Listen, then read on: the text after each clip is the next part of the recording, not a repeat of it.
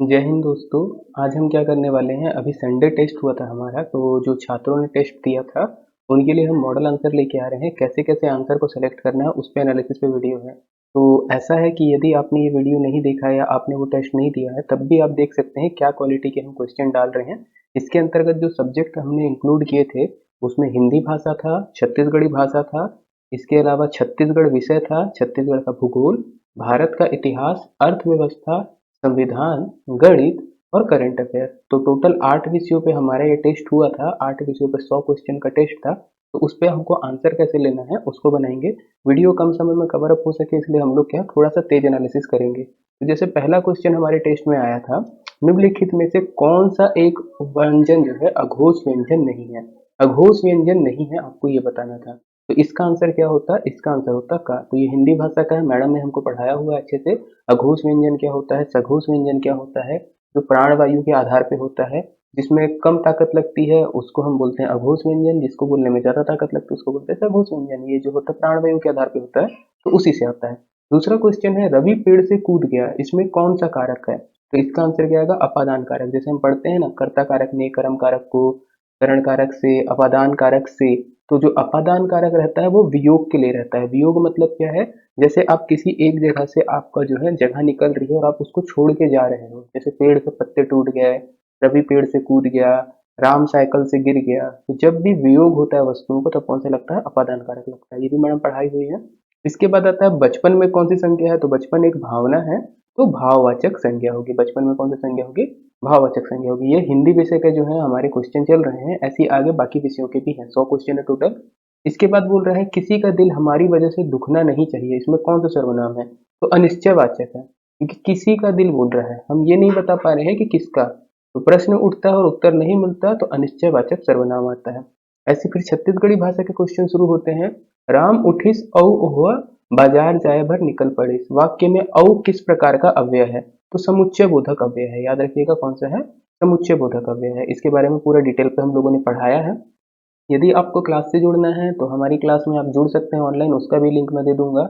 यदि आपको एग्जाम के लिए तैयारी करनी है और सिर्फ आप टेस्ट देना चाहते हैं तो उसके लिए आप हमारे टेलीग्राम चैनल को ज्वाइन कर सकते हैं। आगामी जो भी टेस्ट हमारे आएंगे उसके बारे में आपको जानकारी मिल जाएगी, वो आप टेस्ट दे सकते हैं। और परीक्षा के पहले 1 या 2 महीना पहले हम लोग क्या करेंगे, एक टेस्ट सीरीज लॉन्च करेंगे जो पेड होगी। आप अभी 1 या 2 टेस्ट हमारे फ्री दे सकते हैं और उसके हिसाब से आप अपनी पढ़ाई का अंदाजा लगा सकते हैं। उसके बाद यदि आपको लगता है कि हमारे तरफ से काम अच्छा हो रहा है, हमारे तरफ से हम ऐसे क्वेश्चन प्रोवाइड कर पा रहे हैं कि जिसको पढ़ के आप अपनी परीक्षा, अपनी तैयारी को आगे अच्छे से बढ़ा सकते हैं, तो आप हमारी टेस्ट सीरीज को भी ज्वाइन कर सकते हैं। तो चलिए आगे बढ़ते हैं नेक्स्ट क्वेश्चन की तरफ।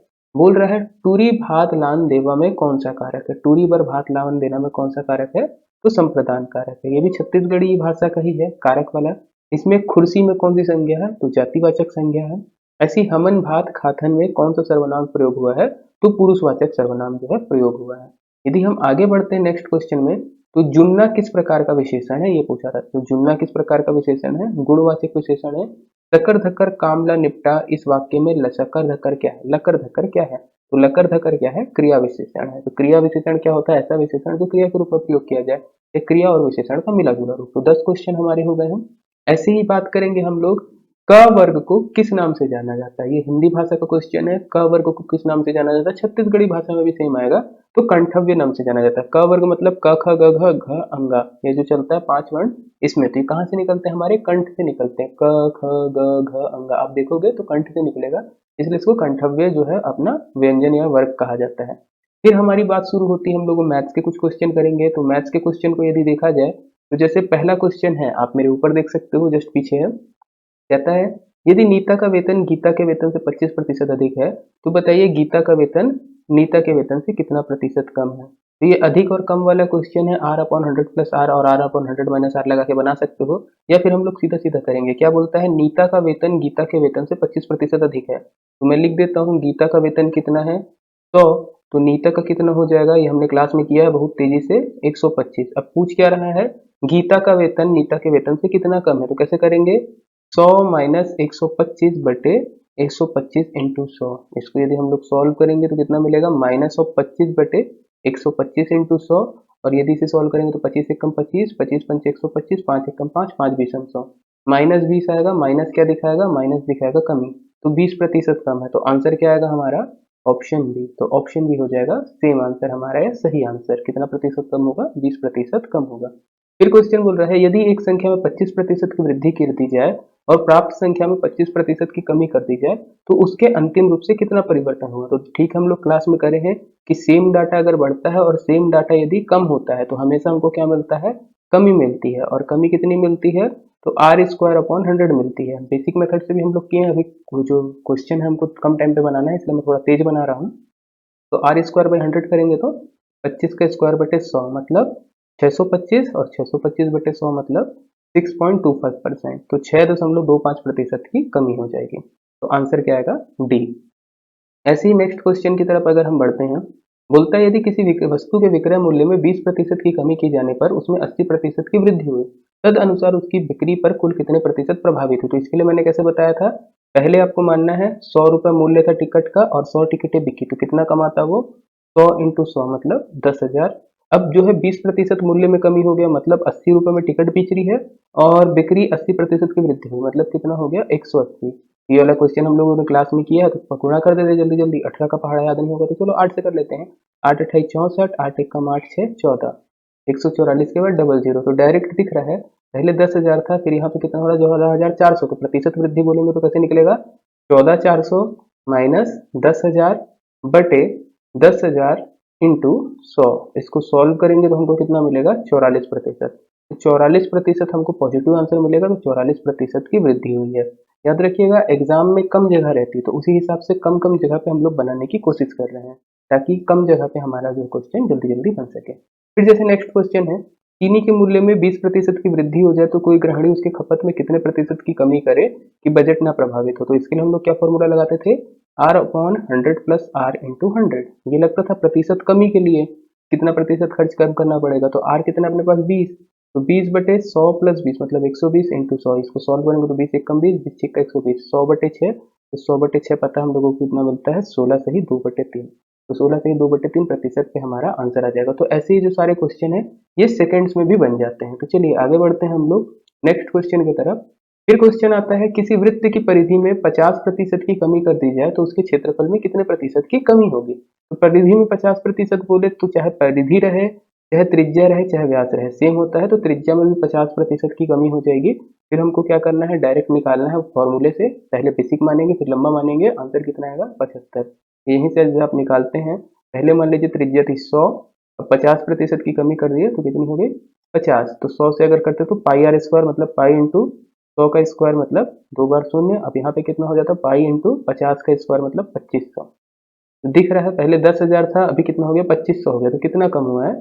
7500 कम हुआ है। तो 7500 मतलब 75% की कमी, सीधा सीधा निकलता है। फिर यह है रतन का व्यय और बचत का अनुपात 5:1 है। यदि उसका वेतन 25% बढ़ा दिया जाए और उसकी बचत 15% कम कर दी जाए, बढ़ा दी जाए, तो उसके व्यय में कितने प्रतिशत की वृद्धि होगी? तो ये वाला क्वेश्चन हम लोग क्लास में बनाए हैं, थोड़ा सा लेंथी क्वेश्चन है तो इसका आंसर कितना आएगा? 27%। यदि आप लोगों को लगेगा आप लोग क्लास में पूछ लीजिएगा। इसके बाद क्वेश्चन है किसी चुनाव में रमेश को 84% वोट प्राप्त होते हैं और वह 476 मतों के बहुमत से निर्वाचित हुआ। डाले गए मतों की संख्या बताइए। तो ये क्या दिया है? 84% वोट मिलता है और हारे वाले को कितना मिला होगा? 16%। अब इन दोनों का अंतर दिया है 84 माइनस 16, ऐसे ही बनाते हैं वोट वाले क्वेश्चन को। 84 माइनस 16% का मान कितना है? 476। तो 84 माइनस 16% का मान हमको इतना मिलता है मतलब 14 में से 6 गया 8 और 7 में से 1 गया 6। 68% का मान है 476। हमको निकालना कितना रहेगा? 100% का। तो जो केला वाला कॉन्सेप्ट बताया था मैं कि जो 4 केले हैं, 4 केले की कीमत इतनी है, तो वैसे ही 68% का मान हमारे पास इतना है, तो बाकी कितना मान होगा वो हम लोग देखेंगे। चलिए आगे बढ़ते हैं। थोड़ा सा स्क्रीन जो हमारा अलग हो गया था। हो गया। तो इसमें कैसे करना रहेगा? सीधा सीधा आपको निकालना पड़ेगा। फॉर्मूला क्या हो जाएगा? 476 बटे 68 इंटू 100, इसी से निकल जाएगा। कितना आ जाएगा? 700% आ जाएगा। चलिए किसी विद्यालय में 75% विद्यार्थी लड़के हैं, 420 लड़के हैं, लड़कों की संख्या बताइए। नॉर्मल क्वेश्चन है, कैसे करेंगे? 75% लड़के हैं और 420 लड़कियां हैं मतलब 25% का मान दिया है, लड़कियां 25% ही होंगी मतलब कितना? 420। तो 100% का मान हमको निकालना है, सॉरी 75% का मान हमको निकालना है। तो पहले 1% का निकालना पड़ेगा या 75% डायरेक्ट निकाले एक एक नियम से, तो 420 बटे 25 इंटू 75। ये वही वाला है फल वाला जो हम लोग एक एक नियम पे कर रहे थे। कि बिना मतलब का परसेंट के कॉन्सेप्ट में परसेंट ही नहीं घुसना है, हम बाकी काम कर सकते हैं वही कर रहे हैं। 25 से कम 25, 25 से 75 करेंगे तो 3 दूनी 6, 3 चौको 1260, 1260 आएगा हमारा आंसर। 19वां क्वेश्चन भी हो गया, जल्दी जल्दी बना रहे हैं हम लोग। फिर बोलता है किसी परीक्षा में 34% छात्र गणित में फेल हुए, 42% छात्र अंग्रेजी में फेल हुए, यदि 20% विद्यार्थी दोनों में फेल होते हैं तो कितने प्रतिशत विद्यार्थी दोनों में पास हुए। तो मैं आप ही लोगों के लिए बना रहा हूँ जिन लोग मेरे साथ पढ़े हुए हैं, तो शॉर्ट में निपटाते हैं। ये वाला कौन सा है, ये वेन डायग्राम का है। एक हमको ऐसे मिलती थी आकृति, एक आकृति ऐसे मिलती थी और एक बीच वाली, ये क्या रहती थी, ये दोनों का रहता था, ये पहला विषय रहता था और ये दूसरा विषय रहता था। और इसके बाद ये वाला क्या रहता था, ना तो ये ना तो वो, ना तो एक में पास ना तो दूसरे में पास। तो वैसे दिया है 34% एक का मान हमको दिया है, ये वाले का दूसरे का मान दिया है 42% और दोनों को मिला के कितना दिया है 20। हमको निकालना क्या है, ये खाली वाला टोटल वैल्यू कितनी होती थी हमारे पास 100। तो कैसे निकलेगा, 100 माइनस कैसे करना पड़ेगा हमको, 34 प्लस 42 हम जोड़ेंगे, 34 प्लस 42 जोड़ने के बाद माइनस 20 करेंगे, तो ये जो भी वैल्यू आएगी वो हमको आंसर मिल जाएगा इस सेक्शन का, जो सेक्शन हमसे पूछा है। तो 100 माइनस यदि इसको करेंगे तो हम कितना मिलेगा, 4 2 6, 4 3 7 माइनस 20। यदि इसे भी करते हैं हम लोग तो 100 माइनस 76 माइनस 20 करेंगे तो 6, 10 6 की 6 रहेगा और 7 में से 2 गया 5, 56। तो 100 माइनस 56 कितना मिलेगा, 44%। तो 44% विद्यार्थी ऐसे हैं जो ना तो गणित में फेल हुए ना तो अंग्रेजी में, मतलब जो दोनों में पास हैं। चलिए थोड़ा सा वेन डायग्राम का था, परसेंट की क्लास में ही हुआ है। फिर क्वेश्चन में आते हैं। बोल रहा है क्वेश्चन, एक टीम ने 40 मैच खेले और 24 में जीत प्राप्त की, तो जीत का प्रतिशत कितना है, तो 24/40 इंटू 100 करना है, सीधा सीधा आंसर आ जाएगा। तो कर लेना, 4 छंग 24, 4 दहम 40, 10 एकम 10, 10 दहम 100, कितना मिल जाएगा, 6 दहम 60%। फिर बोल रहा है 72 ग्राम 3.6 किलोग्राम का कितना प्रतिशत है, तो सीधा सीधा करना है, 72 ग्राम और 3.6 किलोग्राम को ग्राम में बदलना पड़ेगा। तो 1 किलोग्राम में 1000 ग्राम, तो 3.6 इंटू 1000 ये ग्राम में हो गई। याद रखिएगा प्रतिशत कभी भी निकलता है तो वैल्यू जो है इकाई क्या होनी चाहिए, सेम होनी चाहिए। किलोग्राम और ग्राम दिया था तो इकाई सेम करने के लिए हमने क्या किया, ग्राम में बदला है, इंटू 100। आप चाहो तो किलोग्राम को भी किलोग्राम में कर सकते हो बट वो कंफ्यूज करता है। तो 72 इंटू इसको कर लेते हैं 3600 इंटू 100, इसको यदि हम करेंगे तो 36 से 36 कटेगा और 36 से कम 36, 36 दूनी 72, तो 2% मिलेगा आंसर। तो कितना होगा, 2% होगा। तो मैथ के क्वेश्चन हम लोग थोड़ा जल्दी जल्दी निपटाए हैं। आगे बढ़ते हैं, जीएस के पार्ट पे आते हैं, सी सेट का पार्ट को ओवर करते हैं। जैसे वेटेज भी है, सी सेट का ज्यादा वेटेज मिलता है हम लोगों को, जीएस का ज्यादा वेटेज मिलता है, तो जीएस के क्वेश्चन हम लोगों ने ज्यादा डाले हैं। अब जैसे सामान्य अध्ययन में पहला छत्तीसगढ़ जियोग्राफी से क्वेश्चन दिख रहा है, पहले यहाँ पहचानना है, जैसा हमारा कॉन्सेप्ट बनता है, जैसे क्वेश्चन आते हैं एग्जाम में कॉन्सेप्चुअल, तो कूट वाले, वैसे ही हम लोगों ने टेस्ट पूरा सेट किया था, क्वालिटी आप देख सकते हैं। चलिए क्या बोल रहे हैं, निम्नलिखित में से कौन सा कथन सही नहीं है, गलत कथन की हमको पहचान करना है। तो छत्तीसगढ़ में सबसे बहने वाली लंबी नदी शिवनाथ है, जी बिल्कुल सही है। महानदी ओवरऑल सबसे लंबी है, बट जब छत्तीसगढ़ में लेंथ की बात आती है तो शिवनाथ होती है, शिवनाथ ज्यादा किलोमीटर में बहती है छत्तीसगढ़ में, महानदी का बहाव कम है। मुनगा बहार नदी पर छत्तीसगढ़ का सबसे ऊंचा जलप्रपात है, जी हाँ बिल्कुल है। मुनगा बहार पे आपको क्या मिलेगा, तीरथगढ़, जो तीरथगढ़ है मुनगा और बहार के संगम पे बना है। अलबाका की पहाड़ी बीजापुर में है, जी हाँ बिल्कुल है। सबरी नदी इंद्रावती की सहायक है, ये गलत है। सबरी नदी किसकी सहायक है, सबरी नदी गोदावरी की सहायक है, इंद्रावती पे नहीं मिलती है, ये नीचे साइड बहती है, दक्षिण में, पूरे के पूरे दक्षिण क्षेत्र में बहती है। सबरी नदी जो है हमारी उड़ीसा और छत्तीसगढ़ की सीमा बनाती है। तो कौन सा केवल गलत है, तो केवल नंबर 4 पे गलत है, तो बाकी कूट गलत हो जाएंगे, केवल 4 होगा हमारा सही आंसर। चलिए इसके बाद फिर से है, पूछ रहा है, क्वेश्चन को ध्यान से पढ़िएगा, कौन सा कथन जो है सही है, सही है कथन में पूछ रहा है। बोलता है अबुझमाड़ विकास प्राधिकरण नारायणपुर जिले पे है, जी हाँ बिल्कुल है। कोटरी नदी की लंबाई 150 किलोमीटर है, जी नहीं, उससे कम बहती है। इसके बाद गड़िया पहाड़ महोत्सव कांकेर जिला के भीतर आयोजित किया जाता है, जी हाँ बिल्कुल। और गढ़ धनोरा भिक्षुओं का केंद्र है, बौद्ध भिक्षु का केंद्र, गलत है, भूंगापाल है। क्या है, भूंगापाल है, सेम क्षेत्र में पड़ता है, आसपास पे है, पर भूंगापाल को लेना रहता है। तो कौन कौन से हमारे कथन सही दिख रहे हैं, पहला और तीसरा, मतलब ए और सी। तो ए और सी हमारे पास ऑप्शन में है, तो ए और सी हमारा होगा सही आंसर। तो 24 क्वेश्चन खत्म होते हैं, आगे बढ़ते हैं हम लोग, ऐसे ही हमारे पास 100 क्वेश्चन बढ़ना है। नेक्स्ट हमारे पास आता है नदी के लिए जलप्रपात से जुड़ा हुआ।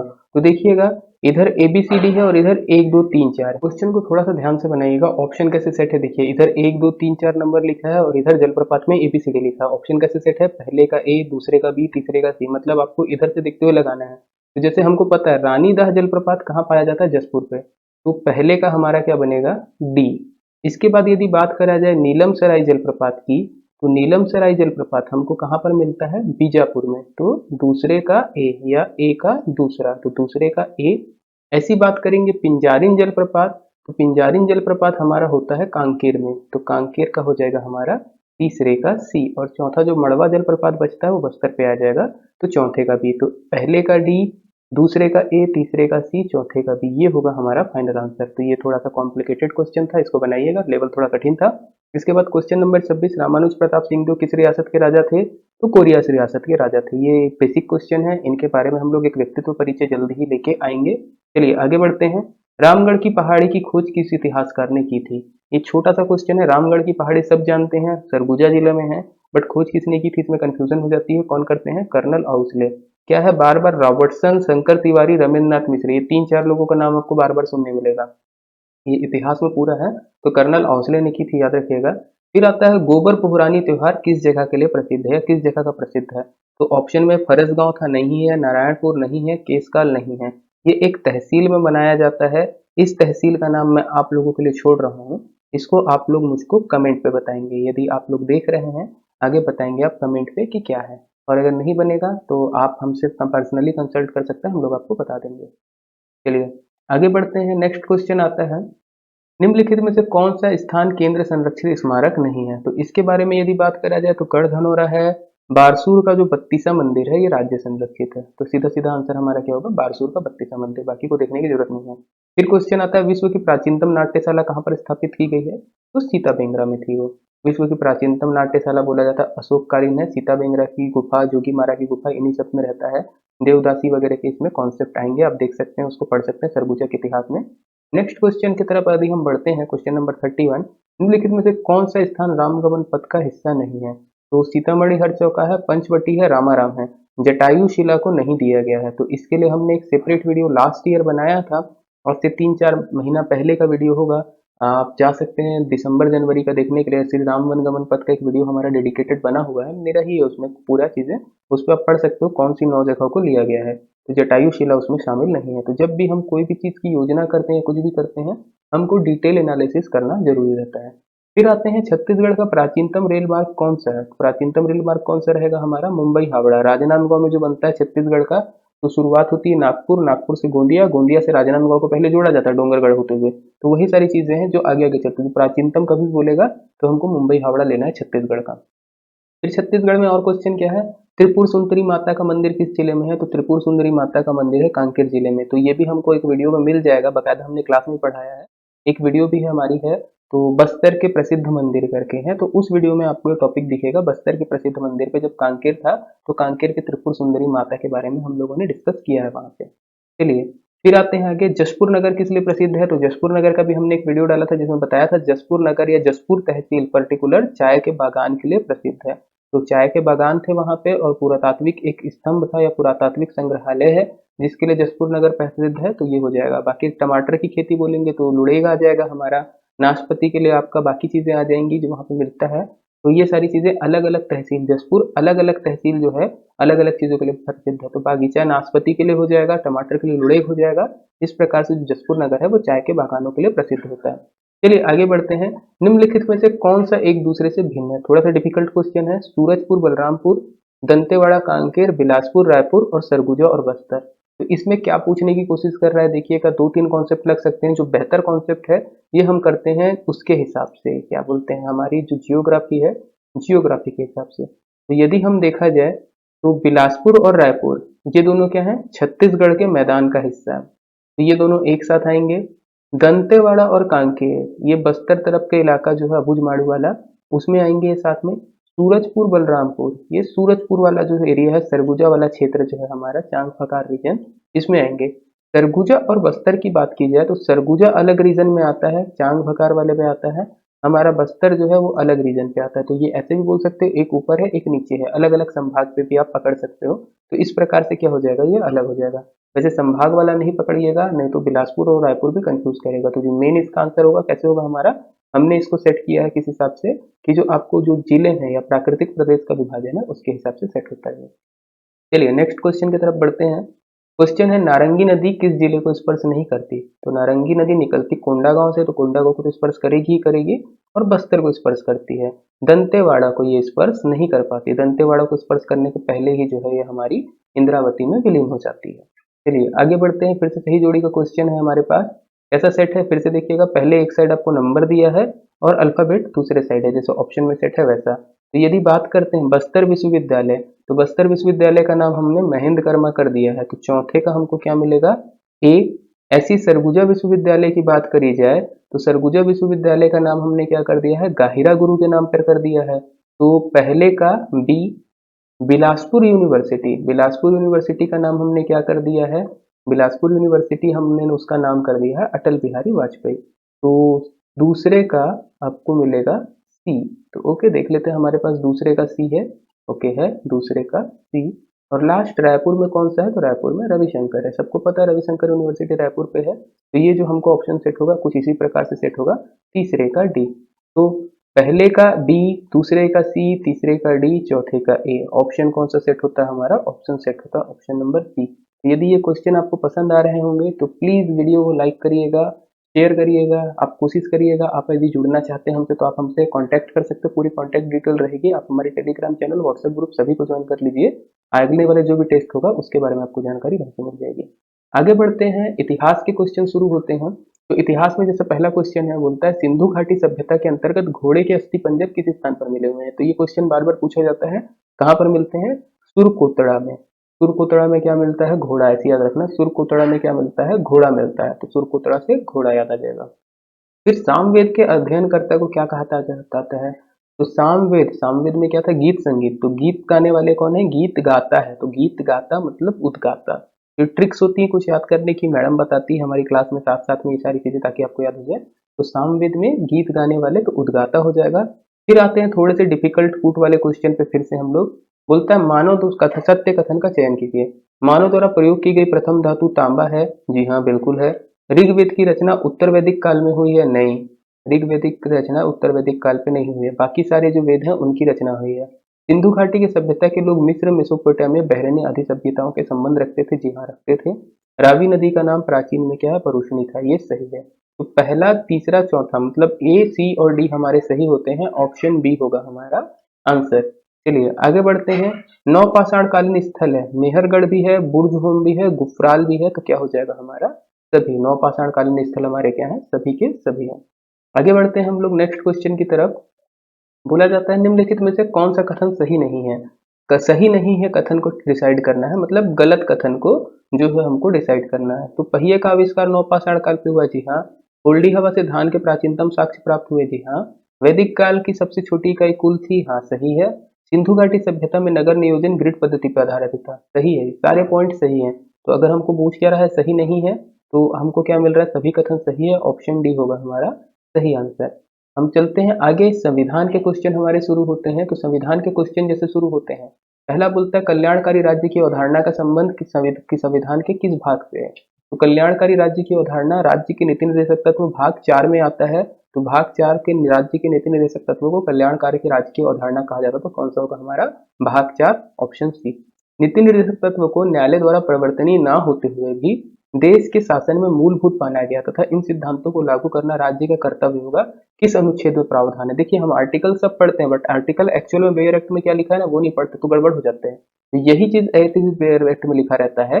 ये कौन से आर्टिकल में है, तो आर्टिकल 37 है। जब आर्टिकल 37 बाकी जगह आप पढ़ेंगे, या जो लोग ज्यादा तेजी से सिलेबस कराने के चक्कर में, या जिनको पढ़ाने का ज्यादा मन नहीं रहता है, जो छात्रों के भविष्य के साथ खेलते हैं, वो पूरा नहीं बताते, केवल इतना बताते हैं आर्टिकल 37 पे लिखा है कि ये न्यायालय पे लागू नहीं होगा। पर 2 पॉइंट बोलता है, पहला क्या है, न्यायालय द्वारा परिवर्तनीय नहीं होंगे फिर भी देश के शासन में मूलभूत माना गया है, और इन सिद्धांतों को लागू करना राज्य का कर्तव्य होगा। राज्य का कर्तव्य होगा मतलब सरकार का दायित्व है कि इसको वो लागू करे। ओके, इनको इनके लिए नियम कानून बनाए। चलिए थोड़ा सा तेज पढ़ा रहा हूँ इसलिए जुबान भी लड़खड़ा रही है, थोड़ा सा हम लोग करते हैं मेहनत। अगर आपको हमारी पसंद आती होगी तो प्लीज एक लाइक जरूर कर दीजिएगा वीडियो को। चलिए आगे आते हैं। समान न्याय एवं गरीबों को निःशुल्क विधिक सहायता, ये किस अनुच्छेद में है। तो पहले ये चीज के बारे में ऐसे कहीं नहीं लिखा था, समान न्याय और गरीबों को निःशुल्क सहायता, इसको संविधान संशोधन करके जोड़ा जाता है आर्टिकल 39 के क में, या 39A में ये जो आपको मिलेगा। चलिए आगे बढ़ते हैं हम लोग। निर्देशक तत्व में गांधीवादी विचारधारा से संबंधित है। तो जनरली जो लोग कम पढ़ते हैं निर्देशक तत्वों को, तो वो सारी विचारधाराओं को नहीं समझते हैं। गांधीवादी होता है, समाजवादी होता है, और उदार बुद्धिजीवी विचारधारा होती है, 3 प्रकार की होती है। तो गांधीवादी विचारधारा में हमको क्या दिखेगा, ग्रामीण क्षेत्रों में और कुटीर क्षेत्रों में प्रोत्साहन, ग्रामीण गांव की और कुटीर उद्योगों की वो जो है बात करेंगे। बाकी संपत्ति का संकेंद्रण रोकना, ये समाजवादी विचारधारा है। समान एवं गरीबों को निःशुल्क विधिक सहायता देना, समान न्याय और गरीबों को निःशुल्क विधिक सहायता देना, ये भी समाजवादी विचारधारा है। काम पाने, शिक्षा पाने का, बेकारी बुढ़ापा का, ये भी समाजवादी है। तो ऊपर की 3 समाजवादी विचारधारा है, चौथी जो है हमारी गांधीवादी विचारधारा।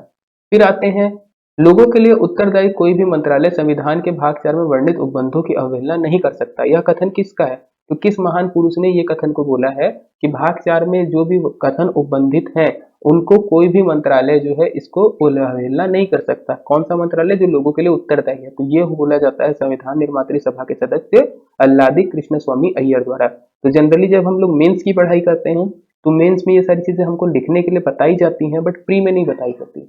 और प्री में क्या है, यदि कभी पूछ दिया जाता है तो जो बच्चे केवल प्री की तैयारी करते हैं उनके लिए कठिन हो जाता है। तो याद रखिएगा, यदि आप हमारे साथ जुड़ भी रहे हैं तो ये सारी चीजें आपको साथ में मिलेंगी, हम लोग ये सारी चीजें कराते हैं।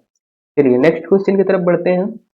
भाषाई अल्पसंख्यक वर्ग के बालकों को प्राथमिक स्तर पर मातृभाषा में शिक्षा सुविधाएं देने का प्रावधान किस अनुच्छेद में है, तो ये आता है आर्टिकल 350 का क। तो जब हम लोग भाग 4 पढ़ रहे थे तब भाग 4 में मैंने आपको बताया था कुछ ऐसे भी निर्देशक तत्व हैं जो दिखते निर्देशक तत्व जैसे हैं, बिहेव निर्देशक तत्व जैसे करते हैं, पर उनको भाग 4 में नहीं डाला गया। तो उसमें एक था हमारा आर्टिकल 350 का क, तो वही चीज आ रही है। फिर आते हैं कूट वाले क्वेश्चन पे, संविधान के कूट को पढ़ते हैं थोड़ा सा। मूल कर्तव्य से संबंधित निम्नलिखित कथनों पर ध्यान दीजिए। इसे 42वें संविधान संशोधन अधिनियम के तहत जोड़ा गया है। इसे 44वें, तो 42वें से जोड़ा जाता है। यह पहले से ही संविधान का भाग था, ये स्टेटमेंट गलत है, ये स्टेटमेंट गलत है। मूल कर्तव्य मतलब भाग 4 की बात कर रहे हैं। वर्तमान में इसमें 11 कर्तव्य का उल्लेख है, जी हाँ 11 है, पहले 10 थे, एक जोड़ा गया है। वर्तमान में 10 कर्तव्य है, जी नहीं। संविधान में मूल कर्तव्यों को पूर्वी रूसी संविधान से प्रभावित होकर लिया गया है, ये वाला भी सही है। तो पहला, चौथा और छठवां हमको सही दिख रहा है, बाकी जो है गलत है। क्वेश्चन में पूछ क्या रहा है, 7वां क्वेश्चन भी देखते हैं। 7वां स्टेटमेंट भी, संविधान में मूल कर्तव्य को अमेरिका से, भी गलत है। क्या पूछ रहा है, सही कथन का चयन कीजिए। तो सही कथन का चयन करना है, हमको दिख रहा है पहला, चौथा और छठवां, ऊपर पे देख सकते हैं आप। तो आंसर क्या आएगा, पहला, चौथा, छठवां, ऑप्शन ए होगा हमारा सही आंसर। चलिए आगे बढ़ते हैं।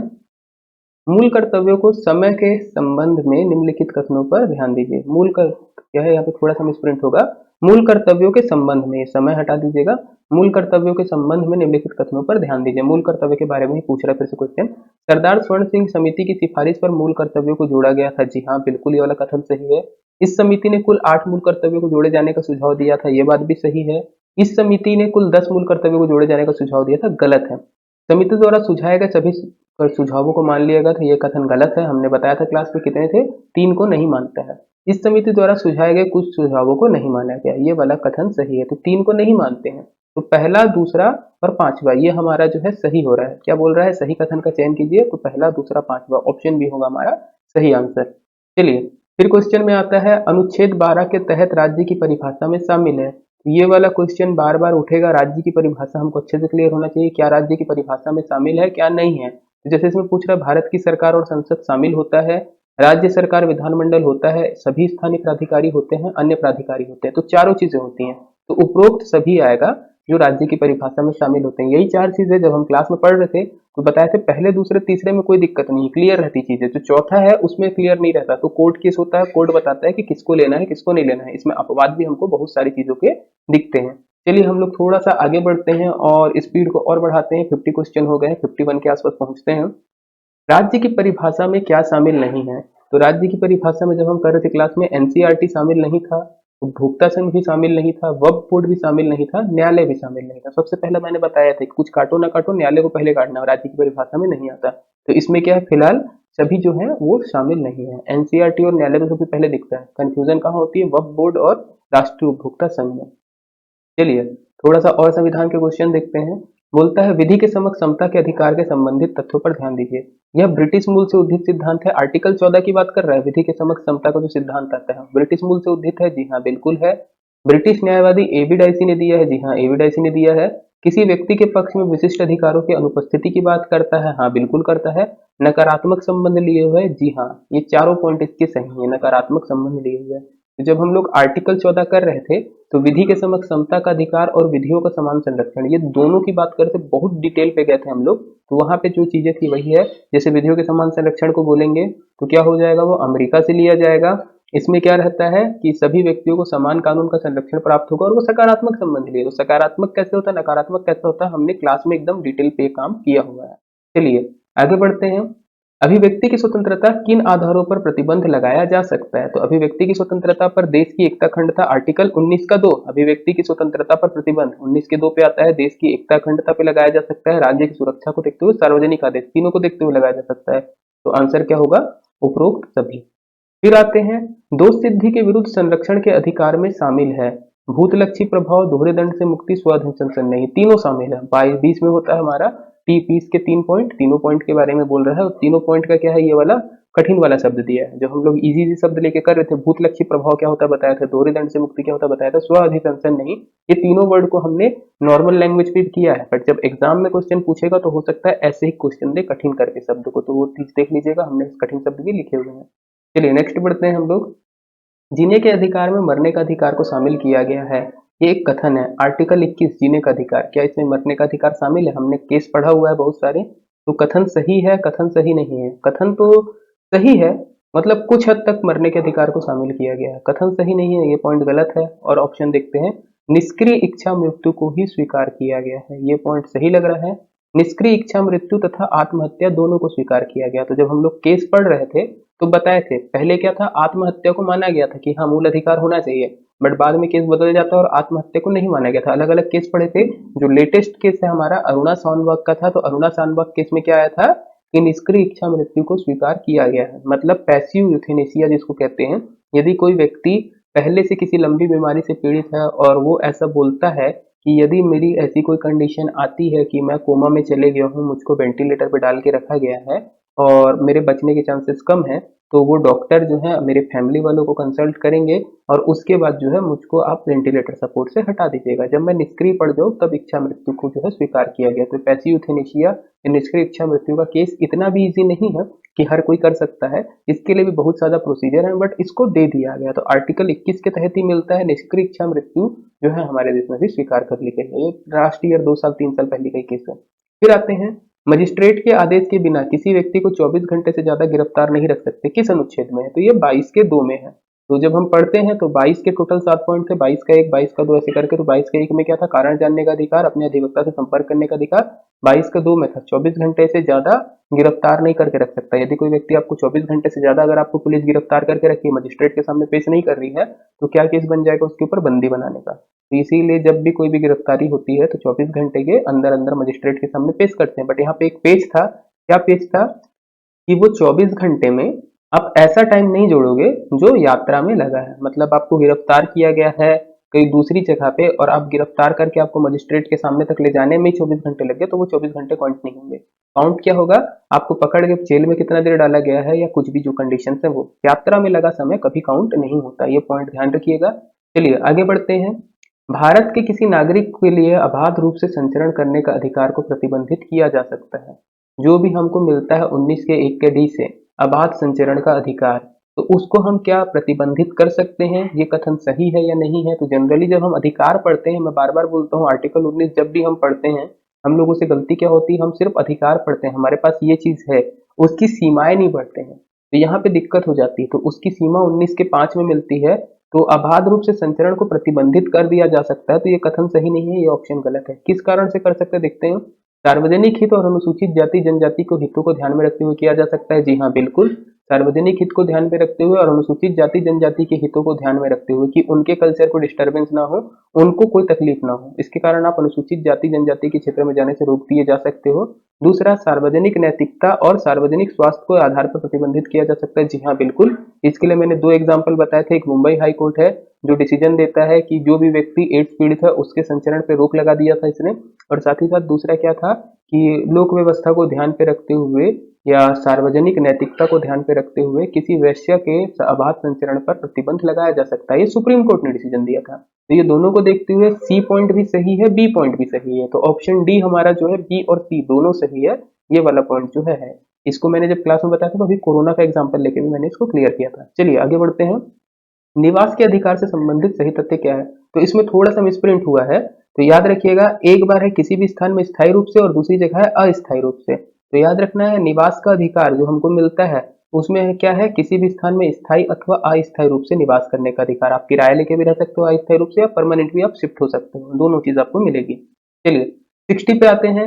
व्यवसाय करने की स्वतंत्रता को प्रतिबंधित किया जा सकता है। सारा आर्टिकल 19 के ही क्वेश्चन दिख रहे हैं। व्यवसाय करने की स्वतंत्रता को कैसे प्रतिबंधित किया जा सकता है, यदि वह व्यवसाय प्रतिबंधित, देखिए 19 के तहत हम लोग फिर पढ़ते हैं व्यवसाय का अधिकार, 19 के एक के एबीसीडी वाले पॉइंट में आता है ईएफजी करके लास्ट में, बट उसके जो प्रतिबंध है इसको नहीं पढ़ाया जाता जनरली। तो क्या क्या चीज के व्यवसाय, आप कब आपके व्यवसाय करने के अधिकार को रोक दिया जाएगा वो समझते हैं। तो पहला चीज, यदि वो व्यवसाय सार्वजनिक हित पे ना हो, सही पॉइंट है। उस कार्य को करने हेतु विशेष तकनीकी योग्यता आवश्यक हो, जी हाँ। अब आप बोलोगे कि मुझको बम बनाना है, बम बनाने का व्यवसाय करना, उसका टेक्निकल नॉलेज नहीं है कि फायर सेफ्टी कैसे करती हैं, आपको बोलना है कि आप मेडिकल इक्विपमेंट बनाओगे बट आपको मेडिकल साइंस का नॉलेज नहीं है, तो आपको नहीं मिलेगा। आप करना चाहते हो लिफ्ट बनाने के काम, बट आपको उसकी टेक्नोलॉजी नहीं पता है, तो आपको वो काम करने नहीं मिलेगा। तो तकनीकी योग्यता आवश्यक होगी। तीसरा, राज्य पर उस व्यापार का एकाधिकार हो, जी हाँ, ये भी पॉइंट। अगर सरकार किसी व्यापार पर एकाधिकार रखी है, मान लो जैसे परमाणु है या कोई और व्यवसाय है जिसपे एकाधिकार रखी है, तो वो भी आप नहीं कर सकते। फिर चौथा पॉइंट, यदि वह व्यवसाय महिला एवं बच्चों के दुरुपयोग या हानिकारक कार्य से संबंधित हो, ये वाला पॉइंट भी सही है। तो अगर आप ऐसे नियोक्ता हो जो किसी महिला या बच्चों का दुरुपयोग कर रहे हो या हानिकारक कार्य ले रहे हो, मतलब बम पटाखा फैक्ट्री में उनसे काम करवा रहे हो, तब भी आपके व्यापार के या व्यवसाय के अधिकार को छीन लिया जाएगा। तो ये चारों पॉइंट सही होते हैं, और ये 4 पॉइंट है जिसके आधार पर प्रतिबंध लगाया जा सकता है। तो आंसर क्या आएगा, ऑप्शन डी सभी। फिर आते हैं थोड़ा इजी क्वेश्चन पे, नागरिकता संबंधित प्रावधान संविधान के किस भाग में है? तो भाग दो नागरिकता संबंधित प्रावधान यहाँ पर मिलते हैं। फिर आते हैं, नागरिकता से संबंधित प्रावधानों पर संशोधन करने का अधिकार किसका है? तो नागरिकता संबंधित प्रावधानों पर संशोधन करने का एकमात्र अधिकार किसके पास है? संसद के पास है। संसद ही नागरिकता से संबंधित नियम कानून बना सकती है और चेंज कर सकती है। नागरिकता संशोधन अधिनियम या नागरिकता अधिनियम हमारे पास कौन सा है?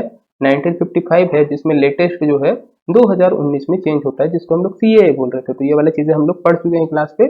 चलिए आगे बढ़ते हैं नेक्स्ट क्वेश्चन की तरफ। फिर क्वेश्चन है 63, किसी राज्य निर्माण हेतु सही कथन को चुनिए। ये भी संविधान का क्वेश्चन है। तो किसी राज्य क्षेत्र को मिलाकर या नए राज्य का निर्माण कर सकते हैं, सही है। किसी दो राज्य के क्षेत्र को मिलाकर नए राज्य का निर्माण कर सकते हैं, सही है।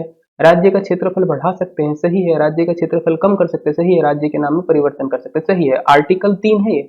आर्टिकल 3 में इतने सारे पॉइंट मिलते हैं राज्य निर्माण के लिए, कि राज्य निर्माण के तहत आप लोग क्या क्या कर सकते हो। तो राज्य निर्माण के लिए सारे पॉइंट हो सकते हैं, मतलब सभी आंसर होंगे हमारे सही। फिर बोलता है अनुच्छेद 9 में क्या प्रावधान है? तो आर्टिकल 5 हमारा क्या था? संविधान लागू होने के समय की नागरिकता। 6 पाकिस्तान वालों को बुलाने थे। 7 में भारत से पाकिस्तान गए, पाकिस्तान से वापस आए।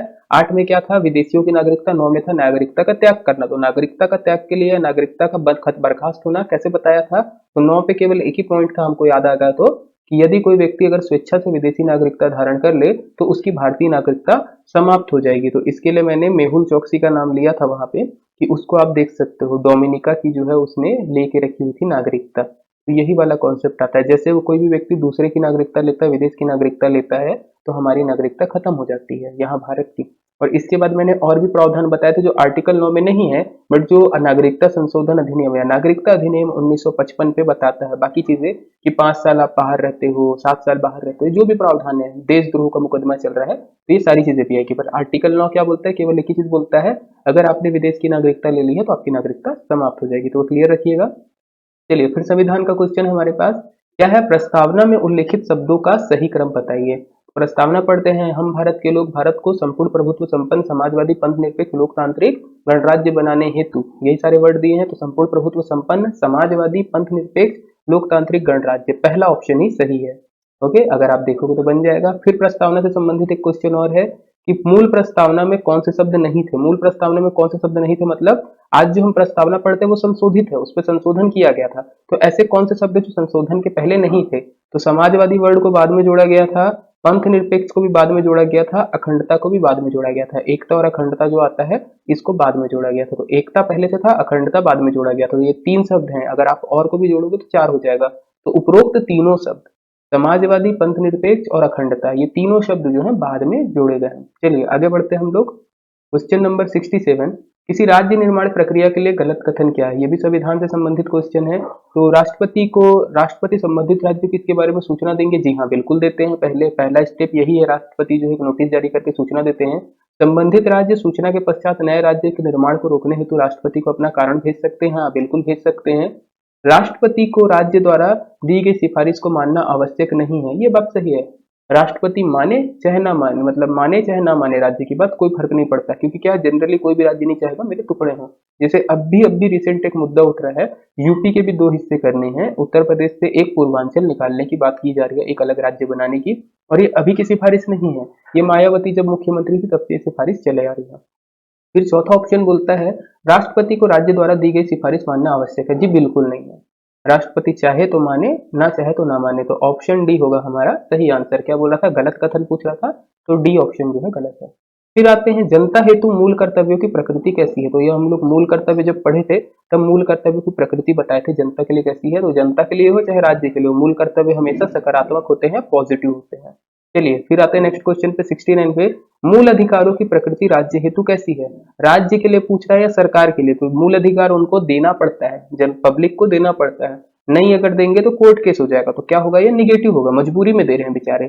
तो इसके लिए हम इसको क्या बोलेंगे? नकारात्मक होगी। बाकी जनता के लिए सारी चीजें सकारात्मक होती है, याद रखिएगा। केवल मूल अधिकार है जो राज्य के लिए नकारात्मक है, बाकी सारी चीजें जो है सकारात्मक होती है। चलिए नेक्स्ट क्वेश्चन की तरफ बढ़ते हैं। पंजीकरण और देशीकरण से अर्जित नागरिकता को समाप्त किया जा सकता है। नागरिकता अधिनियम 1955 के हिसाब से क्वेश्चन पूछ रहा है कि किस आधार पर यदि आप पंजीकरण और देशीकरण से नागरिकता प्राप्त करते हो, कोई भी व्यक्ति जो है नागरिकता प्राप्त करता है विदेशी का, पंजीकरण या देशीकरण से उसकी नागरिकता कैसे छीनी जा सकती है? तो गलत जानकारी देकर नागरिकता अर्जित किया हो, जी हाँ बिल्कुल इससे छीनी जा सकती है। दूसरा ऑप्शन पढ़ते हैं, नागरिकता प्राप्त करने के 2 साल के भीतर 5 साल की सजा हो जाए। ऑप्शन में घुमा दिया है, 5 साल के भीतर 2 साल की सजा हो तब कट जाता है, 2 साल के भीतर 5 साल की सजा हो इसको नहीं लेना है। जैसा एज इट इज लिखा रहता है वैसा लेना रहता है। यदि किसी विदेशी महिला पुरुष के साथ विवाह कर ले, क्या फर्क पड़ता है? कोई फर्क नहीं पड़ता। उपरोक्त सभी, ये भी गलत हो जाएगा, क्योंकि दूसरा बी और सी ऑप्शन सही नहीं है। इस पे कौन सा होगा? यदि वह जानकारी गलत जानकारी देकर अपना गलत डाटा देकर नागरिकता लिया है तब। फिर आते हैं, विधि के समक्ष समता का अधिकार प्राप्त है। ये पूछ रहा है विधि के समक्ष समता का अधिकार किसे प्राप्त है। आर्टिकल 14 से फिर एक क्वेश्चन उठता है कि विधि के समक्ष समता का अधिकार किन लोगों को प्राप्त है? सिर्फ नागरिकों को है क्या? जी नहीं। नागरिक और विदेशी दोनों को है क्या? नहीं, और भी लोग हैं। नागरिक को भी प्राप्त है, विदेशी व्यक्ति को भी प्राप्त है, कंपनी और सांविधिक नियम, इन सभी को जो है आपको ये चीज प्राप्त है, विधि के समक्ष समता का अधिकार। तो ऑप्शन सी जो है ये होगा हमारा। कानून की नजर में सब बराबर, मतलब सब में सब आ जाते हैं। इसका भी डिटेल हम लोग किए हुए हैं। चलिए नेक्स्ट क्वेश्चन आते हैं। अब अपना शुरू होता है इकोनॉमी का क्वेश्चन। तो इकोनॉमी में जो क्वेश्चन है अर्थव्यवस्था में, उसमें देखते हैं। तो जैसे पढ़ा है पहला क्वेश्चन, मानव विकास सूचकांक में अधिकतम तथा न्यूनतम मूल्य का मान कितना होता है। पहले अधिकतम पूछ रहा है फिर न्यूनतम पूछ रहा है। तो मैक्सिमम वैल्यू 1 हो सकती है, मिनिमम वैल्यू 0। तो मानव विकास सूचकांक जिसको महबूब उल हक ने बनाया है, अमर्त्य सेन का भी हिस्सा है, सिंगर हेंस का भी योगदान है। तो इसमें जो है अधिकतम मूल्य 1 होता है, न्यूनतम मूल्य 0 होता है। 0 वाला मतलब एकदम निम्न है, 1 वाला मतलब उच्च है। तो जिसमें 0.800 रहता है वो अति उच्च में आते हैं। तो इसकी भी हमने पूरा करा था। पर जो पहला क्वेश्चन आ रहा है एकदम बेसिक क्वेश्चन है कि कितना बनता है, कितना आपको मिलता है। तो कितना रहेगा? 1 से 0। मानव विकास सूचकांक 2020 की रिपोर्ट जो दिसंबर 2020 में आई थी, उसमें भारत का स्थान कौन सा था? तो 2 रैंक फिसला था भारत, 130 बन गया था। 129 पहले था, 129 से 131 हो गया। चलिए फिर इकोनॉमी में आते हैं। बहुआयामी निर्धनता सूचकांक में शिक्षा एवं स्वास्थ्य जीवन स्तर से संबंधित कुल कितने उप मानक है? तो हम लोग इसके लिए एक टेबल पढ़े थे। टेबल में कैसे था? 3 इधर था, शिक्षा, स्वास्थ्य और जीवन स्तर, और इस तरफ क्या था? अलग अलग मिलता था, 2 2 और ऐसे 6। तो 2 2 4 6 10, टोटल 10 मानक थे। तो 10 मानक आते हैं हमारे किसमें? उप मानक। फिर क्वेश्चन है, बेसिक है थोड़ा सा, अर्थशास्त्र का जनक किसे कहा जाता है? तो बेसिक क्वेश्चन है, सबको पता होगा। जो इकोनॉमी का पहला लेक्चर बैठेगा कभी भी कोई भी क्लास में, किसी की भी क्लास में, कौन है? Adam Smith. ये पहला ही नाम बताया जाता है। फिर किनके अनुसार अर्थशास्त्र को विकास का विज्ञान कहा गया है? ये किनके अनुसार अर्थशास्त्र विकास का विज्ञान है? तो कौन है? Professor Samuelson. ये 2 लोगों का नाम याद रखना है। एडम स्मिथ बोलेंगे अर्थशास्त्र धन का विज्ञान है, और जो हमारे सैमुअल्सन रहेंगे वो बोलेंगे जो है अर्थशास्त्र विकास का विज्ञान है। चलिए आगे बढ़ते हैं। 76 से 77 क्वेश्चन में, प्राथमिक क्षेत्र में क्या शामिल नहीं है? तो अर्थव्यवस्था के क्षेत्रों से संबंधित क्वेश्चन है। कृषि प्राथमिक क्षेत्र का है, पशुपालन भी प्राथमिक क्षेत्र का, मत्स्यन मछली पालन भी इसी का प्राथमिक क्षेत्र का। तो उपरोक्त में से कोई नहीं, ये होगा हमारा सही आंसर। फिर बोलता है विद्युत गैस जलापूर्ति अर्थव्यवस्था के किस क्षेत्र में सम्मिलित किया जाता है? तो इसको द्वितीय क्षेत्र में करते हैं। जिसमें हम कच्चे तौर पे नहीं, कुछ प्रोसेसिंग करके फाइनल प्रोडक्ट बनाते हैं। तो द्वितीयक क्षेत्र में हम मानते हैं विद्युत, गैस और जलापूर्ति को। इसके बाद आते हैं रेहड़ी, खोमचे और सब्जी की खुदरा दुकानें, दैनिक मजदूर इत्यादि अर्थव्यवस्था के किस क्षेत्र से संबंधित है? तो ये अर्थव्यवस्था के असंगठित क्षेत्र से संबंधित है, क्योंकि इनका कोई संगठन नहीं है, ये लोग डेली डेली अपना डाटा ऑडिट नहीं करते हैं। ये सारी चीजों की वीडियो हमारे यूट्यूब में भी होगी। इकोनॉमी का ये पहला लेक्चर था हमारा और ये वाला दूसरा लेक्चर था, दोनों का वीडियो आप देख सकते हैं। चलिए आगे बढ़ते हैं। स्वतंत्र कलाकाट प्रतियोगिता किस अर्थव्यवस्था को कहा जाता है? स्वतंत्र कलाकाट अर्थव्यवस्था किसे कहा जाता है? स्वतंत्र कलाकाट मतलब एक कंपनी दूसरे कंपनी को पूरे तरीके से निपटा सकती है, खत्म कर सकती है। तो ये कौन सी अर्थव्यवस्था में होता है? ये होता है पूंजीवादी अर्थव्यवस्था में। तो ऑप्शन ए होगा हमारा सही। इसमें जो है सरकार का कंट्रोल बिल्कुल नहीं रहता, क्या उत्पादन करना है, कितना उत्पादन करना है, कैसे उत्पादन करना है। फिर आते हैं विश्व बैंक के अनुसार कितने डॉलर प्रति कम व्यक्ति की सकल आय वाली अर्थव्यवस्था को अल्प विकसित अर्थव्यवस्था कहा जाता है? तो अल्प विकसित अर्थव्यवस्था के लिए जो मार्जिन सेट करता है विश्व बैंक, वर्ल्ड बैंक, $995।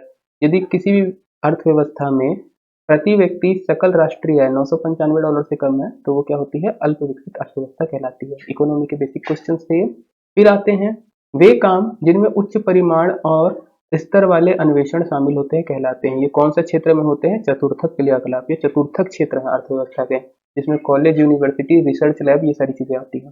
फिर क्वेश्चन आ रहा है, देखिएगा, निम्नलिखित में से कौन सा सेक्टर दिल्ली, मुंबई, चेन्नई और कोलकाता में सर्वाधिक रोजगार देता है? तो दिल्ली, मुंबई, चेन्नई, कलकत्ता ये बड़ी बड़ी स्मार्ट सिटीज हैं। यहाँ पे सबसे ज्यादा क्या मिलती है? सर्विसेज मिलती हैं। तो सर्विसेज में रोजगार देने वालों में ये आ जाएगा। अगर गाँव को बदल दोगे आप, इसकी जगह गाँव लिख दोगे तो गाँव में क्या आ जाएगा? आपका कृषि क्षेत्र आ जाएगा, जहाँ पे आपको सबसे ज्यादा मिलेगा, या प्राथमिक क्षेत्र मिल जाएगा। और जैसे भिलाई वगैरह आप बोल दो तो कोई दूसरे शहर बोल दो तो वहाँ पे आपका सेकेंडरी सेक्टर हो जाएगा, जिसमें जो रोजगार ज्यादा मिलेगा। ओके, चलिए आगे बढ़ते हैं। फिर इकोनॉमी का क्वेश्चन है, भारत में सर्वप्रथम आयकर कब और किसने लगाया? तो 24 जुलाई 1860, सबको पता होगा, जेम्स विल्सन ने लगाया था पहली बार आयकर। ये संविधान के इतिहास में भी हम लोग पढ़ते हैं, साथ ही साथ इकोनॉमी में जब टैक्स वाला चैप्टर था तब भी हम लोगों को पढ़ना रहता है। फिर क्वेश्चन है, किस कर को अंग्रेजों के जमाने में सुपर टैक्स कहा जाता था? तो कॉर्पोरेट टैक्स या निगम कर, निगम कर को अंग्रेजों के जमाने में सुपर टैक्स कहा जाता था। फिर क्वेश्चन आता है, भू राजस्व कर है। भू राजस्व कर की प्रकृति पूछ रहा है, यह कौन सी सरकार द्वारा लगाया जाता है? प्रत्यक्ष कर है या अप्रत्यक्ष कर है? तो भू राजस्व जो जमीन पे लगता है, आपकी संपत्ति पे लगता है, जो आपकी प्रॉपर्टी है उस पे लगता है, वो कैसा रहता है? राज्य सरकार द्वारा लगाया जाता है। और डायरेक्ट कर है, प्रत्यक्ष कर है, क्योंकि इसको आप सीधा पटाते हो। यदि आपकी जमीन है, आपकी जमीन पे राजस्व कर उठा रहा है तो आप ही पटाओगे, तो डायरेक्ट टैक्स है। चलिए आते हैं थोड़ा सा आगे। हम पढ़ रहे हैं लास्ट चैप्टर पे अपने, या लास्ट सेक्शन की तरफ, करंट अफेयर के। तो करंट अफेयर की बात करें तो पहला क्वेश्चन जैसे है, ये हमने जो मैगजीन बनाई थी, जो पिछले मई महीने में जो भी करंट अफेयर हुआ है वहीं से हमने उठाए थे क्वेश्चन। पहला क्वेश्चन है, विश्व कृषि पर्यटन दिवस कब मनाया जाता है? तो विश्व कृषि पर्यटन दिवस मनाया जाता है 16 मई को। हाल ही में भारतीय क्रिकेट टीम के मुख्य कोच किसे बनाया गया है? तो रमेश पवार जी थे। यदि आपको ये सारी पीडीएफ चाहिए हमारी करंट अफेयर की, तो आप हमारे टेलीग्राम चैनल को ज्वाइन कर सकते हो। यदि आपको हमारा ये क्वेश्चन अच्छा लगा हो और आपको यदि टेस्ट भी देना हो तो हमारा टेलीग्राम और व्हाट्सएप आप इनको ज्वाइन कर लीजिए, टेलीग्राम चैनल और व्हाट्सएप को। जो भी आगे के टेस्ट होंगे उसकी जानकारी हम एक हफ्ता पहले आपको दे देंगे कि क्या क्या प्रश्न पूछने वाले, कौन कौन से सेक्शन से प्रश्न होंगे, किस फॉर्मेट में टेस्ट होगा, आपको सभी चीज मिल जाएगी। एक लिंक आएगी, उसमें आप अपना ईमेल डाल के आप टेस्ट दे सकते हैं। उसके लिए हम एक बार दो बार आपसे कोई शुल्क नहीं लेंगे। फिर जैसे अगर हमको लगता है कि ये हमारा चीज अच्छा जा रहा है तो हम टेस्ट सीरीज लॉन्च करेंगे एग्जाम के कुछ समय पहले, नवंबर महीने में। तो यदि नवंबर और अक्टूबर महीने में यदि हम टेस्ट सीरीज लॉन्च करते हैं, यदि आपको उसका पार्ट बनना है तो आप भी पढ़ सकते हैं, और कीमतें जो रहेंगी एकदम ना के बराबर रहेंगी। चलिए आगे बढ़ते हैं। विश्व पर्यावरण दिवस 2021 का थीम क्या है? तो विश्व पर्यावरण दिवस 2021 का थीम था इकोसिस्टम रेस्टोरेशन। इसके तहत जो इसके हमारे वो बने थे, इस बार के मेजबान बने थे, वो कौन सा देश था? पाकिस्तान था। और जो दशक है, इसको इकोसिस्टम रेस्टोरेशन का दशक कहा गया है। भारत के मंत्रालय ने, दो मंत्रालयों ने मिलकर ईंधन के बारे में, स्वच्छ ईंधन के बारे में काम किया है। तो ध्यान रखिएगा, करंट अफेयर एक ऐसा मुद्दा होता है जिसमें क्वेश्चन क्या पूछेगा आपको नहीं पता है। जनरली यदि आप सिर्फ एमसीक्यू बना के, मतलब जैसे अभी ये क्वेश्चन लिखे हुए हैं, सिर्फ आप एमसीक्यू बना के सोचो कि करंट अफेयर आपका निकल जाएगा, थोड़ा सा आप दिक्कत में फंस सकते हो। यदि आप कहीं पे पढ़ रहे हो और जो करंट अफेयर नहीं पढ़ा रहे हैं, आपको सिर्फ एमसीक्यू पढ़ा रहे हैं कि ऐसे ही क्वेश्चन लिख दिया गया और यही आ जाएगा, तो वो आपके साथ गलत कर रहे हैं। वो आपके साथ गलत कर रहे हैं, आपको धोखा दे रहे हैं। कभी भी करंट अफेयर पढ़ना है, आप मैगजीन से पढ़िए, चाहे आप साप्ताहिक पढ़िए, चाहे आप डेली पढ़िए, चाहे आप मंथली पढ़िए, वो आपकी क्षमता के ऊपर है। जैसे कई लोग निकालते हैं, जो अच्छे अच्छे बुक्स निकालने वाले रहते हैं, वो मंथली निकालते हैं कि थोड़ा मोटा बुक बने। कोई दोस्त भी है हमारे जो डेली का काम कर रहे हैं, तो आपको लगता है आप डेली कर सकते हो तो आप डेली करिए, आपको लगता है आप वीकली कर सकते हो वीकली करिए, आपको लगता है मंथली कर सकते हो आप मंथली करिए, बट कभी भी करंट को डिटेल में पूछ सकता है और डिटेल में करिएगा। जैसे अभी महिला क्रिकेट टीम के कोच का नाम पूछ दिया, रमेश पवार, आप केवल यही चीज पढ़ के जा रहे हो एमसीक्यू, और वो जो लोग एमसीक्यू करवाते भी हैं वो कुछ नहीं करते, दूसरी वेबसाइट से निकाल के डाउनलोड करके केवल पीपीटी पे प्रेजेंट कर दे रहे हैं और आपके सामने से दिखा रहे हैं, उनको आता है, बट वो धोखा दे रहे हैं एक प्रकार से। तो आप क्या करेंगे, इस सारी चीजों को पढ़ेंगे। रमेश पवार का व्यक्तित्व निकाल लीजिएगा, ये भारतीय बॉलर हैं जो ऑफ स्पिनर थे, इंडिया के टाइम पे खेले हैं, धोनी के टाइम पे खेले हैं, मोटे मोटे से थे ये। ऐसी ही बात करेंगे पर्यावरण दिवस की, तो कब मनाया जाता है, हम सभी को पता है पर्यावरण दिवस कब मनाया जाता है, पाकिस्तान में काम हुआ है। अगर क्वेश्चन पूछ दिया, अगर इससे क्वेश्चन बढ़ाते हुए आपको मान लीजिए आप ये एमसीक्यू करे हैं और क्वेश्चन यदि ये आ गया कि भारत ने क्या काम किया था, तो वो तो ये थीम पे हमारे क्वेश्चन पे था नहीं, या जब आप करंट अफेयर कहीं पे करते हो वहां पे वो चीज रही नहीं होगी। तो इसका पूरा डिटेल्ड हमारा भी बनता है पीडीएफ, आप उसको भी ले सकते हो, वो बिल्कुल निःशुल्क है। उसके लिए आप टेलीग्राम ज्वाइन करिएगा, तो उसमें आपको दिखेगा कि जो हमारे 2 मंत्रालय हैं वो 2 मंत्रालय ने मिलकर स्वच्छ ईंधन नीति के बनाया है और उसी के ऊपर काम कर रहे हैं। 2025 हमारा गोल है। चलिए फिर आते हैं, 1 जून 2021 को छत्तीसगढ़ की नैना धाकड़ ने माउंट एवरेस्ट फतह किया, उनका संबंध छत्तीसगढ़ के किस क्षेत्र से है? तो सभी सुन रहे हैं, छत्तीसगढ़ की एक लड़की ने, जिनका नाम तो मैं लिख दिया हूँ, नैना धाकड़, उन्होंने माउंट एवरेस्ट फतेह किया। अब क्वेश्चन बनाने वाले क्या बनाएंगे, किस लड़की ने छत्तीसगढ़ की माउंट एवरेस्ट को फतेह किया? नैना धाकड़ सबको नाम पता रहेगा, कौन से क्षेत्र की है थोड़ा सा यदि आप डिटेल में पढ़ोगे तो मिलेगा, कौन से क्षेत्र की है, तो बस्तर की है। ऐसे ही सेम क्वेश्चन, मुख्यमंत्री वृक्षारोपण प्रोत्साहन योजना के तहत कौन पात्र होंगे?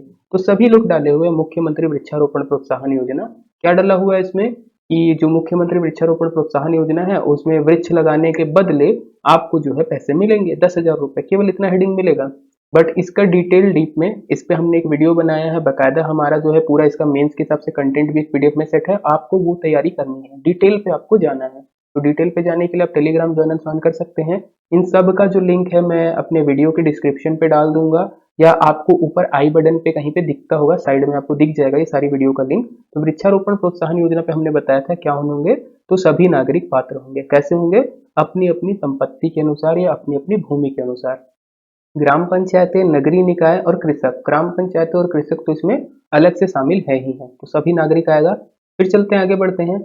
वृक्षारोपण प्रोत्साहन योजना के तहत किस फसल के बदले अपने खेतों में फसल वृक्षारोपण करने पर 3 वर्षों तक 10,000 की प्रोत्साहन राशि दी जाएगी? तो धान की है। देखिए अभी हम लोगों ने क्वेश्चन को इजी बनाने के लिए ऐसे डाला हुआ है सीधा धान का। यहाँ पे जो चीज जानना है, कैसे लिखा है, बाकी जगह पे जो हम भी फेसबुक से करंट अफेयर देखते हैं या अलग अलग हम भी देखते हैं लोगों का कौन क्या कर रहा है, तो वो लोग क्या पढ़ाएंगे, केवल धान के बदले फसल लगाइए 10,000 रुपए आपको मिलेगा। कितने साल के लिए दे रही है सरकार, ये नहीं बताएंगे। तो कितने साल के लिए है? 3 वर्षों के लिए। हमने जो एनालिसिस किया है उसको बताया भी है कि आप यदि वृक्षारोपण करते हो धान की फसल के बदले, वृक्षारोपण के साथ आप दूसरी फसल लगा देते हो, धान के अलावा भी कोई दूसरी फसल लगा देते हो तो भी कोई दिक्कत नहीं है, और इसकी जांच करने के बाद ही आपको 10,000 रुपए मिलेगा, वो उसको आपको जीवित रखना जरूरी है। फिर जैसे है वही क्वेश्चन आता है, फिर से देखिए वृक्षारोपण प्रोत्साहन योजना से कि इसके तहत जांच दल किस महीने तक सफल वृक्षारोपण की जांच करेगा? किस महीने में जांच होगी? तो अप्रैल महीने में जांच होगी। तो इसके लिए मैंने बताया था कि धान के बदले फसल, इसके बारे में नहीं बताया है, इसका माह अभी निर्धारित नहीं किया गया है, इसका माह निर्धारित नहीं है। बाकी जो 2 अन्य हैं, ग्राम पंचायतें हैं जो अपनी भूमि पे लगाएंगी और जो बाकी समितियां लगाएंगी, उनका निर्धारित करके रखा है कि अप्रैल महीने में इनकी जांच होगी। अगर सफल वृक्षारोपण कब माना जाएगा? जब 80%। आपसे ये भी क्वेश्चन हो जा सकता है कि सफल वृक्षारोपण कब माना जाएगा, तो जो आपने पिछले वर्ष अप्रैल महीने में या आपने जितने भी समय लगाया हो, 1 साल बाद जब जांच समिति आएगी, अगर आप बोलते हो 100 पौधा लगाया हो और 80 उनको जीवित दिख रहा है, तभी आपको मिलेगा 10,000 रुपए, नहीं तो नहीं मिलेगा, ये ध्यान रखिएगा। चलिए नेक्स्ट क्वेश्चन की तरफ बढ़ते हैं। किस देश ने हाल ही में एक विवाहित जोड़े को 3 बच्चे पैदा करने की इजाजत दी है? तो भैया चाइना है। पहले 1 बच्चा नीति पे चल रहा था, फिर अधिक बूढ़े होगा तो 2 बच्चा नीति लाया, अभी 3 बच्चा नीति ला रहा है। चलिए फिर आते हैं, 2021 का अंतर्राष्ट्रीय बुकर पुरस्कार किसे प्राप्त हुआ है? तो डेविड डियोप को प्राप्त हुआ है। देखिएगा नाम अच्छे से पढ़िएगा, David Diop, David Miller, David Rowe और सी डेविड तीनों थे। डेविड डियोप को मिला हुआ है अंतर्राष्ट्रीय बुकर पुरस्कार। इसका भी पूरा डिटेल है, बुकर पुरस्कार क्या होता है, ये सारी चीजें हमारे पीडीएफ में प्रोवाइडेड हैं, आप देख सकते हैं। Stargazing the players in my life, ये किसकी पुस्तक है? रवि शास्त्री की है। अभी इसको लिख के नहीं हुआ है, मतलब कंप्लीट हुई है, लॉन्च नहीं हुई है। जुलाई के महीने में इसके लॉन्च होने की संभावना है। चलिए आगे बढ़ते हैं। हिंदी के क्वेश्चन कुछ छूट गए थे, उसको हम लोगों ने लास्ट में डाला था। मीना सुंदर लड़की है में मैं क्या है, मैं सुंदर क्या है। मीना सुंदर लड़की में है में मैं सुंदर क्या है, इसमें बोल रहा है मैं सुंदर क्या है। ओके, मेरे से पढ़ने में थोड़ी सी गलती हुई है। मीना सुंदर लड़की है बोल रहा है, इसमें सुंदर क्या है पूछ रहा है। तो सुंदर क्या है उसकी विशेषता बता रहा है, तो विशेषण होगा। इत प्रत्यय से निर्मित विशेषण नहीं है। तो इत से जो है अपमानित भी नहीं होता, चिंतित भी नहीं होता, आश्रित भी नहीं होता, तो इनमें से कोई नहीं है। ठीक है। ओके, याद रखिएगा, इत प्रत्यय से निर्मित विशेषण नहीं है, तो तीनों है। ओके, तीनों नहीं है। अध्यापक बच्चों से लिखवाता है में कौन सी क्रिया है। तो अध्यापक बच्चों से लिखवा रहा है, काम करवा रहा है, काम करने की प्रेरणा दे रहा है, तो क्या होगा, प्रेरणार्थक क्रिया। जब कोई व्यक्ति खुद काम नहीं करता, काम न करने की जगह पे वो दूसरों को करवाता है, तो उसको क्या बोलते हैं, प्रेरणार्थक क्रिया या प्रेरणा देना। स्पर्श व्यंजनों की संख्या कितनी है। तो स्पर्श व्यंजनों की संख्या 25 है। इसके बारे में सभी जानते होंगे, ये हिंदी की क्लास में है। तो इतना था हमारे वीडियो के लिए। यदि कोई स्टूडेंट हैं ऐसे जो हमारे साथ नहीं जुड़े हैं फिर भी वीडियो को पूरा देखे हैं, और यदि हमसे गाइडेंस लेना चाहते हैं, तो नंबर वगैरह सारी चीज़ें रहेंगी टेलीग्राम पे, आप ज्वाइन कर सकते हैं। यदि आपको केवल परीक्षा देने के लिए जुड़ना है तब भी आप हमारे साथ जुड़ सकते हैं। तो इतना ही था आज की वीडियो के लिए। धन्यवाद। जय हिंद।